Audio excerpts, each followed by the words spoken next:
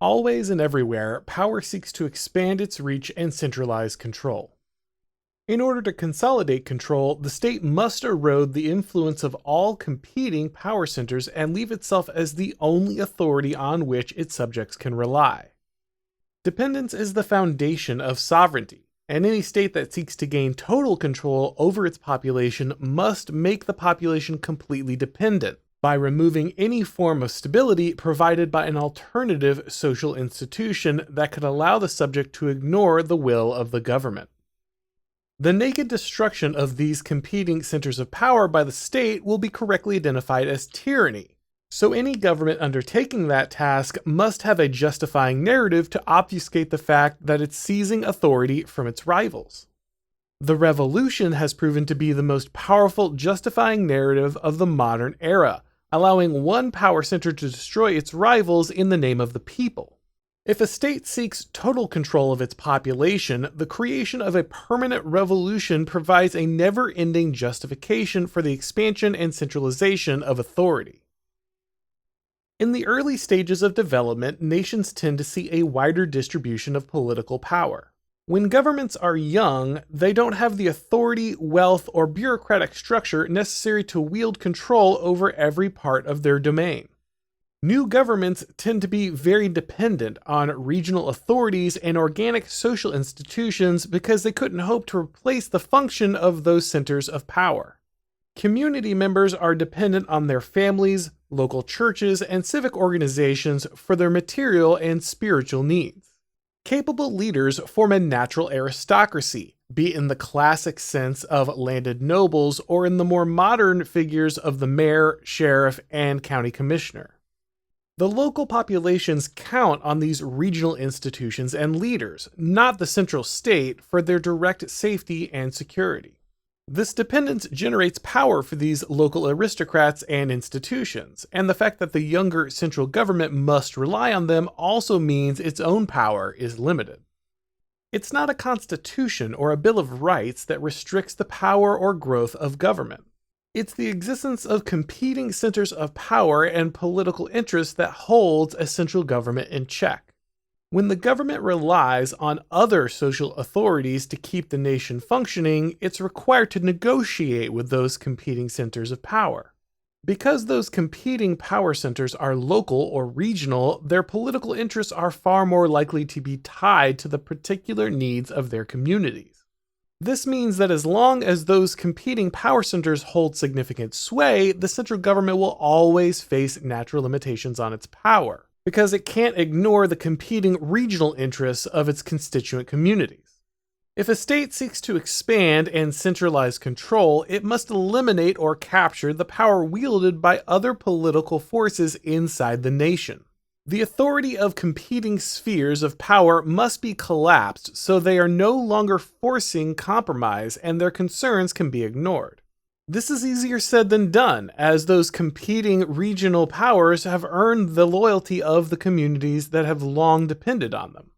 That loyalty grants the regional powers independence, something that is unacceptable to a state seeking total control. If the state is to remove these rival power centers, then the loyal base that grants them independence must be undermined.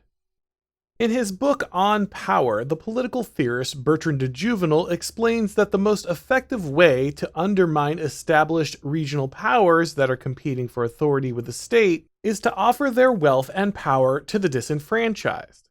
Communities that have benefited from their long-standing relationship to regional leaders and institutions are unlikely to abandon them and pledge their allegiance to the central government. But newly arrived communities, or those that have traditionally been denied the benefit of those competing spheres of power, have no such loyalty.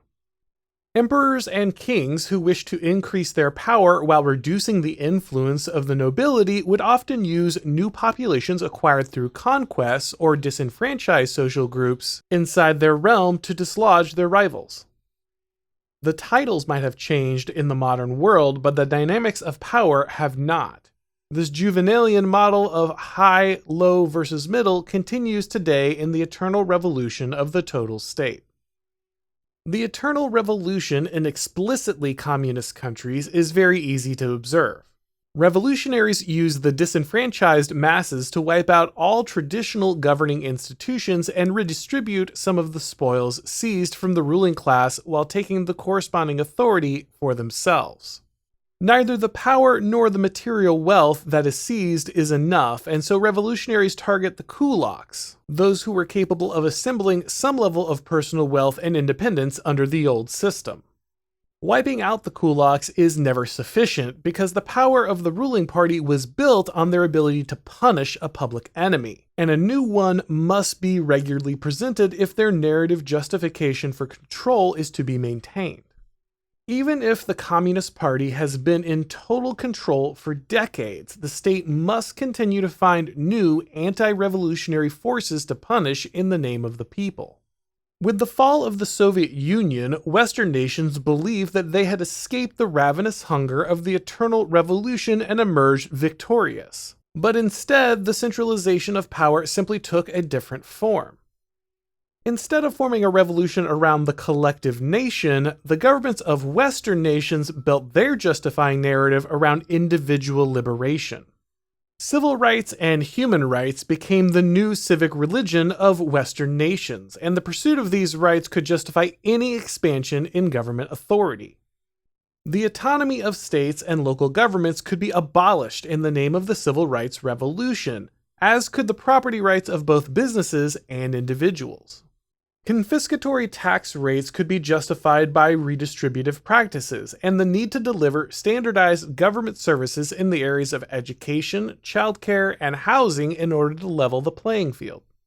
Open borders ensured a steady flow of new arrivals, who would always be, by definition, less enfranchised and would require the regular intervention of an ever-expanding state in order to level the playing field.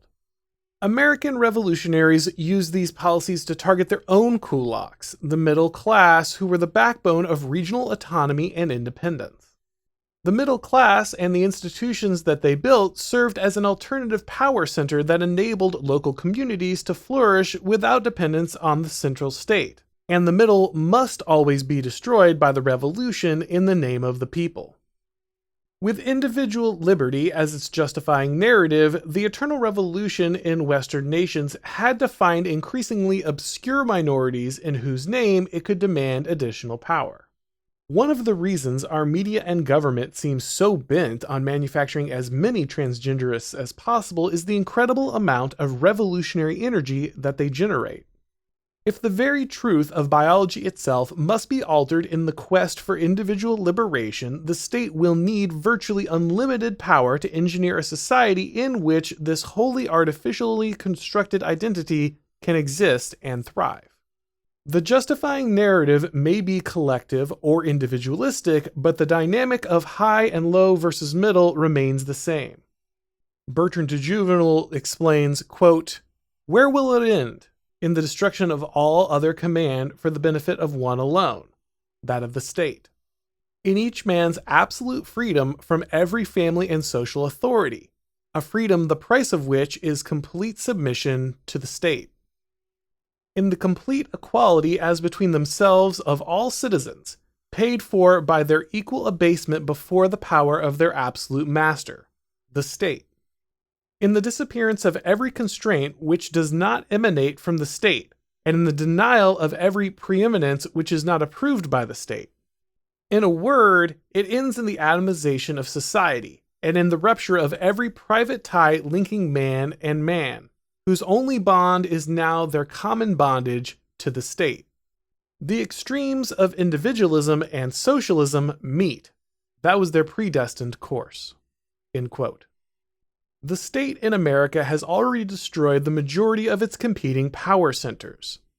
Regional governments have lost most of the independence granted by the Constitution, and while some brave governors, mayors, and sheriffs continue to resist the dictates of the central government, their actions are the exception, not the rule. The church, once a powerful bulwark against state power, has lost much of its cultural influence, and many denominations have now shamefully devoted themselves to worshiping the new gods of the total state. Each of these competing power centers has been eroded in the name of individual liberty, and as each one has fallen, the authority of the state has grown.